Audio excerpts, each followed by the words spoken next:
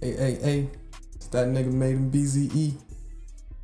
And this is about the time where I robbed a drug dealer. Let's get it. So pretty much this was the summer of 2019. It was around June. So like school just got out like 3 weeks ago. Me and my boys, we was smoking like every day.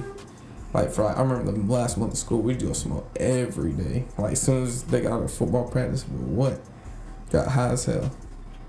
So anyways, this starts off, it was whenever I was at one of my best friend's house.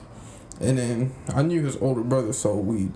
But then he told me about how he always keeps like 2 ounces in this car in front of his house that like, it's like one of them, beat up ass cars. So it's pretty much like a junk car that's sitting in his front yard and he keeps weed in there. So me and my other friend, we was talking about it and we was like, damn, bro. That's an easy like $500 because like we live in the state, like weed's legal as fuck, so that price was like expensive as hell. So he was like, bro, we gotta hit this lick. So that night I spent the night at my other best friend's house, not the one with the brother drug dealer that was gonna rob, but my other best friend, and like we was just talking some shit.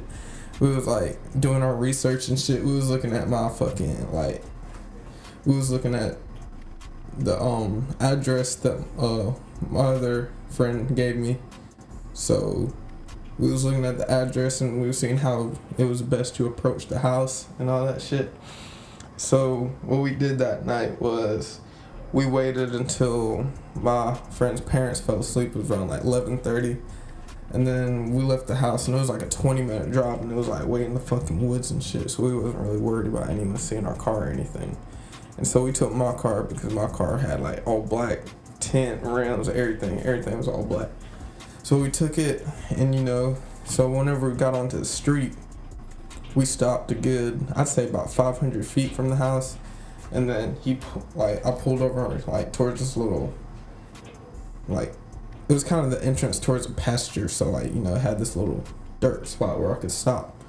And so me and my friend, after we reached there, we walked up to his house and then he was sitting on the other side of the road. He like got down and he had like a little 22, just in case that nigga tries to pop up, like, he'll be able to cover me while I go get the weed.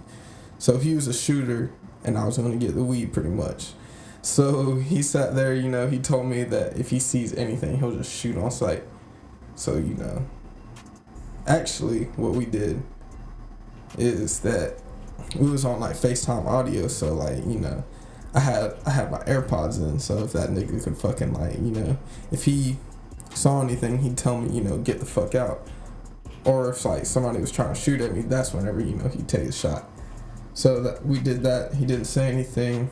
I crawled towards the front of the yard. I went around the woods because his whole house was covered by woods, and so I went to the side of the woods that was closest to the car. And after that, I just like, got down real low and like hurry up and like ran like beeline towards the car. And so I got to the car, like the passenger side, like it was locked. So I tried the back seat door, and then that door just popped open. I was like, all right, bet. And I couldn't find it at first, so I checked under the seats and like it wasn't there because like my best friend that's his brother, he told me that it was gonna be under the seats. So I was like, damn, where the fuck that shit could be at? And I got mad as fuck because in my head I was thinking, damn, I'm really risking my life for all this shit and like it ain't even here. Like that's ridiculous. So I checked in the glove compartment because that's where I usually keep shit. So I checked in there. Lo and behold, you got 2 ounces of straight fucking pressure in there. And I was like, all right, I just grabbed them bitches and I put them inside of my hoodie. And I made a beeline straight back, like across the street towards my friend. And then what we did was like we ran through the woods a little bit so no one would see us. And like then we just ran towards my car. And then when we got towards the end of the road, that's whenever we turned my lights back on and everything. And like, we just drove straight back into town, you feel me?